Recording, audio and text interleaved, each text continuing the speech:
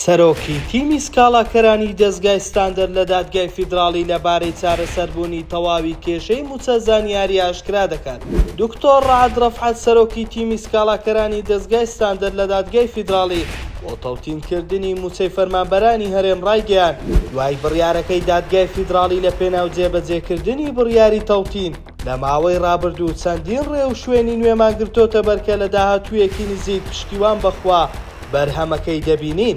ناوبراو لە پەراوێزی ناردنی موچەی مانگی سەی فەرمانبەران لە وەزارەتی دارایی عێراقەوە ڕایگەیاندووە لە ڕۆژی دەرچوونی بڕیاری دادگای فیدراڵی بە تەوتینکردنی موچەی موچەخۆرانی هەرێم لە 21/2/2024 بەڵێنماندا چۆن لە داعوایەکەمان مکوڕک بووین تا دەرچوونی بڕیاری تەوتینەکە ئاواش بە دوواداچوون بکەین بۆ جێبەجێکردنی بڕیارەکە.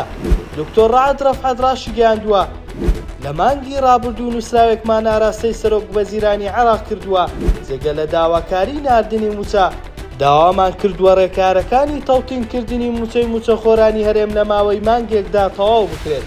سەرۆکی تیمی سکاڵاکەرانی ستاندەر دەژڵێت بەڵێن بە موچەخۆرانیش دەدەم لە دوای تەوتینکردنی موچەکەیان لەلایەن حکوومەتی عێراقەوە چەند کەیسێکی تری پەیوەست بە مافەداراییەکانی موچەخۆران بە دوواداچوونی بۆ بکەین و گەژ مافەکانیان بەپێی توانا بۆ بجێڕینەوە. دکتۆر ڕەعەد ئەوەشی وتووە جێگای دڵخۆشیە ئەو حیزب و لایەنانەی کە دژی تەوتین و ناردنی موچەی ڕاستەوخۆ بوون لەلایەن عێراقەوە ئێستا خۆیان کردوتە خاوەنی کەیسەکە وەک هەڵمەتی پێشوەختی هەڵبژاردنەکان بەکاری دەهێنن.